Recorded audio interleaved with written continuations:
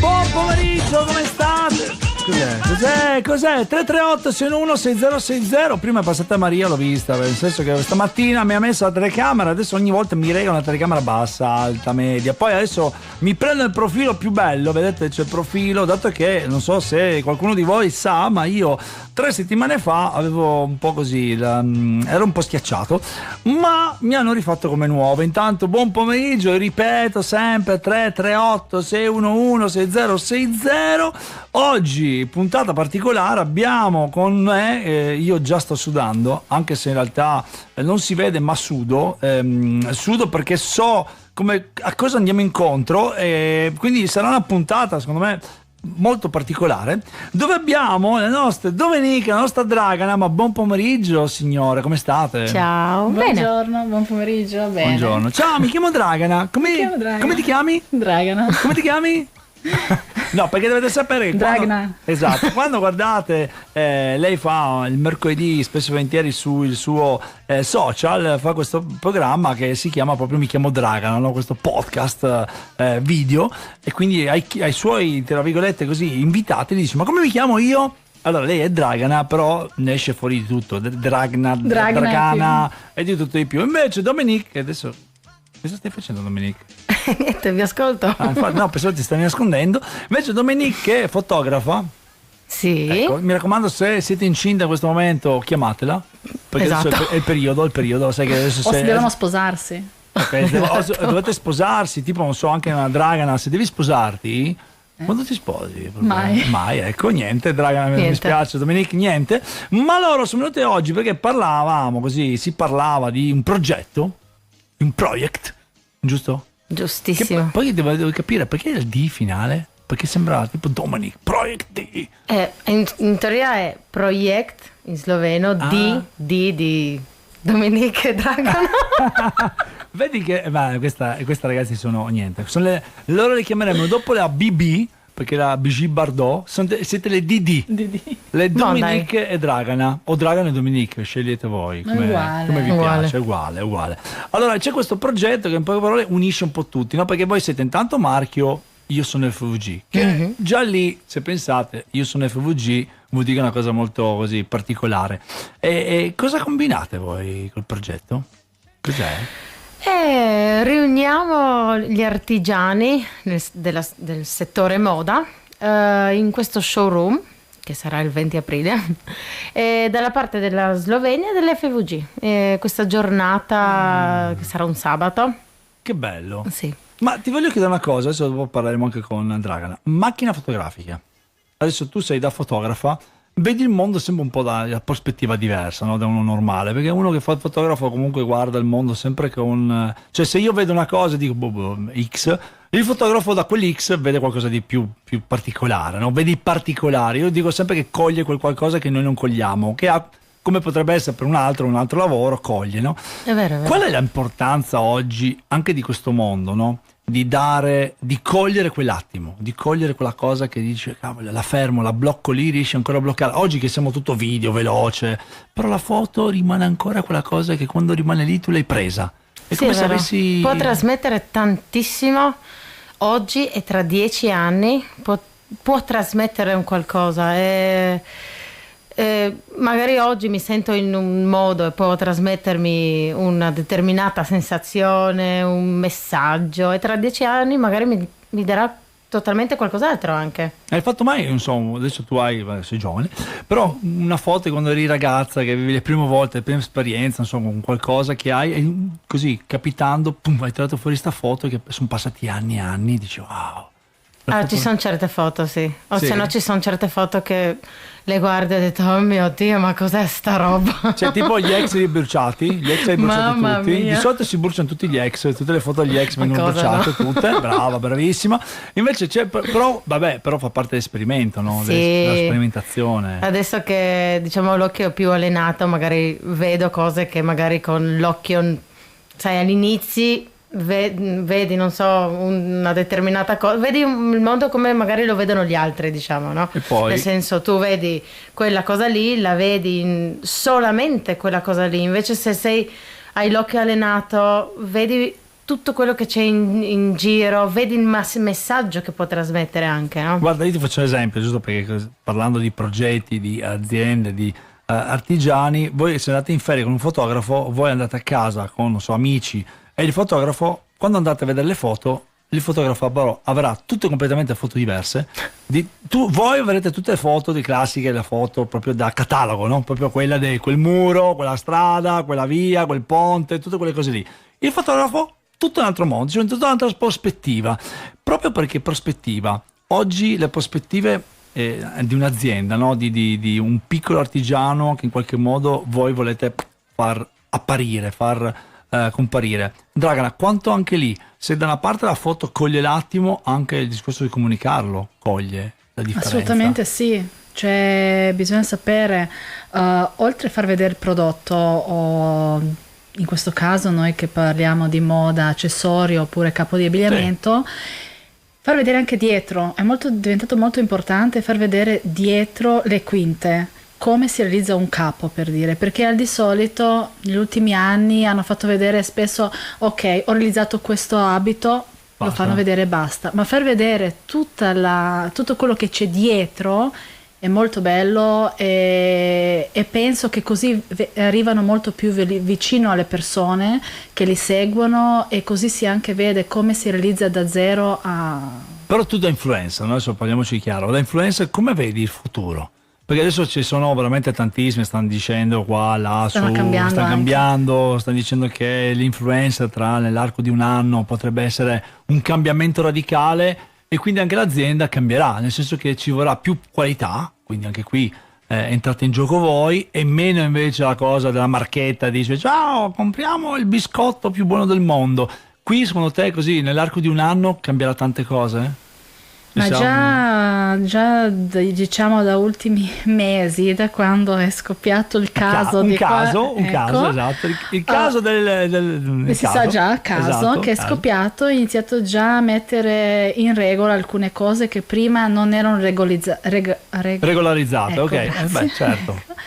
E adesso stiamo parlando anche di altro, per dire anche esposizione dei bambini, che anche lì stanno pensando questa legge di meno possibile far vedere bambini, oppure in senso quando si lavora per qualche marchio, perché vogliono che poi questi soldi arrivano proprio sul conto corrente di bambini che in futuro, quando avranno 18 anni, possono poi prendersi questi soldi, che non sono i genitori di intascare. Allora facciamo così, noi ascoltiamo intanto un attimo di pubblicità, poi torniamo, intanto fermi lì tutti, arriviamo.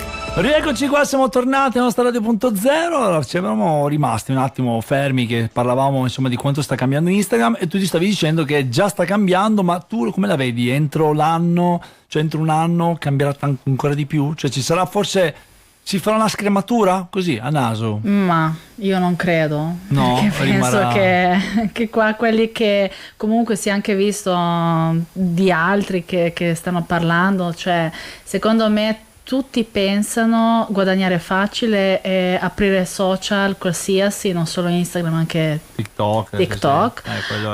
Pensano guadagnare facile, ma non è quello. Il problema è che bisogna pensare a fare contenuti di qualità e essere costanti, assolutamente sì, ma non buttare giusto per mettere qualcosa, no? Allora, faccio una domanda: voi siete adesso prossimo anno 2025 Gorizia, e qui adesso in questo momento chi sta guardando logicamente su YouTube o Facebook potete vedere o ascoltare in questo momento FM, ma Dragana e Dominique sono una in Slovenia e una in Italia, quindi provate a immaginare, sono due culture che si mettono insieme. Infatti qui nasce il progetto di unire due culture che tante volte non è che si sono sempre parlati bene, cioè non si sono sempre collegati bene. Adesso con 2020-25 questa cosa dovrebbe finalmente un po', diciamo, non dico finire perché per amore di Dio, però dovrebbe diminuire questo spazio di distanza. Anche lì è facile oppure è ancora un attimo complicato, o ci stiamo arrivando, Dominique? Non è facile, questo sì, non è sempre facile, però insomma si sta lavorando. Diciamo che a livello quando abbiamo iniziato questo progetto qua c'è voglia di unirsi, di fare. Dalla parte slovena tantissimo, loro appena le dici il progetto sì, andiamo a Gorizia, sì va benissimo, andiamo, anche perché per loro è una cosa vetrina, certo, anche fuori dal proprio stato, no? Dalla parte dell'FVG sono un po' più timidi diciamo così, però vogliono assolutamente anche loro partecipare. La cosa carina di questo progetto che abbiamo visto in queste ultime edizioni è che iniziano anche le collaborazioni tra di loro. Abbiamo avuto un esempio di una di Pordenone che ha aperto un negozio e ha conosciuto durante una delle nostre edizioni una ragazza slovena che fa accessori e l'ha chiamata e adesso vende questi accessori nel suo negozio. Beh, diciamo che la chiave è questa, nel senso, così vedendo un po' come funziona, è un po' come la moda, no? La moda è internazionale, non è che la moda è sloveno, croato, italiano, russo, tedesco. La moda è moda. Dove paese che vai, la moda che esce fuori nella settimana o Parigi è quella. Non ci scappi, c'è una maglietta che vediamo, XY, la vediamo qui, adesso è stato Balenciaga che ha fatto vedere il bracciale con lo scotch, e poi ti faccio un esempio, no, di quelle chiacchiericcio. È anche vero che lo stesso scotch lo vedrai in America, come potrai vederlo in Giappone, in Cina, quindi questa cosa di unicità e di forse tante volte il nostro muro parte da noi. Perché dobbiamo, forse anche grazie a queste cose qui, no, si riesce a battere queste parti che non esiste destra, sinistra, sopra e sotto. Semplicemente c'è una professionalità da una parte e c'è una professionalità dall'altra, quindi due personalità che si incontrano, che anzi ognuno di loro può aver avuto una esperienza diversa anche di vita, anche di percorso di vita. Forse lì fa la differenza? Ragana, chiedo. Penso di sì. Sì, lo so. Penso di sì. Cioè, anche nel vostro comunque avete due culture che si fondono, che hanno lo stesso ideale, che è quello di far vedere agli altri che esistono anche delle piccole entità, quello che insomma noi lo vediamo ogni giorno quando fanno le conferenze, Confcommercio, Confindustria, insomma, che in qualche modo vogliono far vedere che ci sono tantissime entità Influenza Giulia. Adesso non so quante, però avevo visto un'intervista che avevamo fatto che veramente sono aziende tantissime Influenza Giulia, sono tantissime, e di quelle tantissime che ormai non sai neanche che esistono. Vi faccio un esempio, non so, qualcuno da noi sa cosa sono le scarpe friulane, dall'altra parte neanche non sanno cos'è, però casomai l'hanno vista da qualche parte, belle quelle scarpe, casomai non sanno neanche che vai in Monte Napoleone a Milano e le vedi lì con cifre impossibili, e qui vai dall'artigiano sotto casa che costano il giusto, insomma, perché sono fatte a mano, e dici cavoli, abbiamo una cosa fatta a casa qui, andiamo casomai a vederla lì, dici oh che bello, perché manca questa comunicazione di mostrare agli altri, di dire guarda che ci siamo anche noi che possa... Infatti anche io e Dominique, quando abbiamo iniziato a conoscere le artigiane, non sapevamo neanche che ci sono, e poi pian piano una dopo l'altra, e anche persone quando arrivano ai nostri eventi che dicono ah ma da dove arriva questo, che diciamo che arriva da Friuli Venezia Giulia, rimangono tutti scioccati, ma dove sta in Friuli Venezia Giulia, perché anche noi ma non sapevamo. Il campo per esempio che vedete di più, qual è quello che notate di più, non so, nel nostro territorio, non so, moda, casa, non so, cioè, dove andate, quando guardate, cosa vi colpisce di più? Vedete che ci sono più artigiani in un campo, in un altro, oppure un po' equo in tutto? Cioè, nel senso che, non so, a Gemona c'è l'artigiano che ha fatto le spade del gladiatore, che di Gemona, che fa i gioielli per grandi nomi e avanti così, no? Quindi c'è un po' di tutto, oppure vedete che, non so, più puntato sulla moda o più puntato su un settore che l'altro? Ma secondo me è tutto un po' sparso, uguale. Cioè comunque non ci saranno 100 gioiellieri in senso rispetto a 100 quelli che fanno l'abbigliamento, perché comunque quelli che fanno abbigliamento sono di più, per dire, certo. Però comunque c'è una cosa equa. Diciamo che la cosa che li unisce è la sostenibilità, ovvero chi fa abiti penserà prima alla qualità dei tessuti, o magari andrà a prendere dal dead stock o tutte queste cose qua. Il gioielliere anche lì guarderà molto di più alla qualità, diciamo. Questa è la cosa che li unisce, c'è un po' di tutto, però la cosa che li unisce è proprio la sostenibilità. Vi faccio un'ultima domanda, poi vi lascio andare. Adesso Nike, giusto per farvi un esempio, ha fatto una decisione. Nell'arco di, mi ricordo se un anno, vogliono togliere via tutti i negozi che ci sono Nike, vogliono andare in esaurimento. Quindi non ti daranno più il prodotto, e tu il prodotto lo potrai comprare solo online o nei store ufficiali Nike. Tipo, un esempio, in Italia vi faccio un esempio, no? Quindi adesso ce ne sono tot, vogliono chiudere tutto e fare solo che tu quando vai a comprare non ci sia restock, niente, esiste il sito e tu vai a comprare sul sito. Lì come la vedete? Cioè, nel senso che quello potrebbe portare veramente un grande cambiamento e un seguace poi dietro tutti i vari marchi grossi?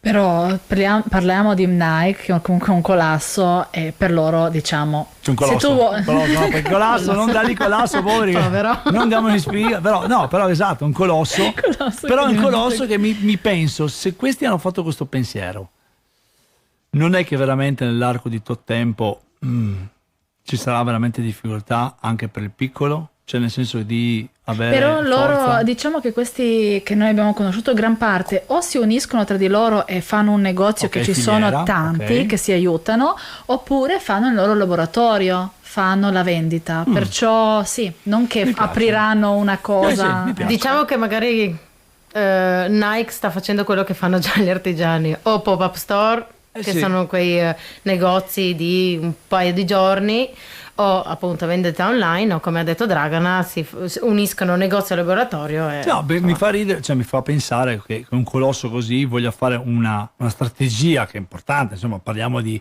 non so, facciamo finta 150, 200, 350 mila negozi nel mondo, di un colpo solo chiudere tutto e dire ok signora, se tu vuoi comprarmi devi andare online. C'è un qualcosa dove logicamente forse, perché adesso grazie ai social, grazie a purtroppo le varie piattaforme che compri in un secondo, ovviamente questi sono accesi a lampadina e hanno detto se io costa tot e faccio così forse perché sai tutto sta nel costo della globalizzazione totale. Però non so, sono curioso di vedere se effettivamente faranno questa scelta, perché ti dico è un qualcosa dove è nato, è stato così buttato su un tavolo, adesso non so se lo vogliono fare, però insomma nell'arco di poco dovrebbero fare sta scelta. Beh, lo vedremo. Però io comunque di loro compro tutto online, perciò da me non cambia niente. E allora mi raccomando, il 21 aprile intanto andate sul sito ProECD per vedere tutte le informazioni. 20 aprile andate sul sito per vedere tutte le informazioni. ProECD con la I lunga e la K mi raccomando, Punto e lì it. trovate tutto.it. Mi raccomando, intanto grazie Dragan, grazie Dominique. Grazie a te e saluti a tutti. E voi rimanete sempre collegati. Intanto, che dire, signori, buon pomeriggio. Se tra poco c'è Maria, che so che ha qualche ospite, non so chi, ma andremo a scoprirlo. Intanto, che dire, bacini bacetti, 338 611 6060. Ciao ciao.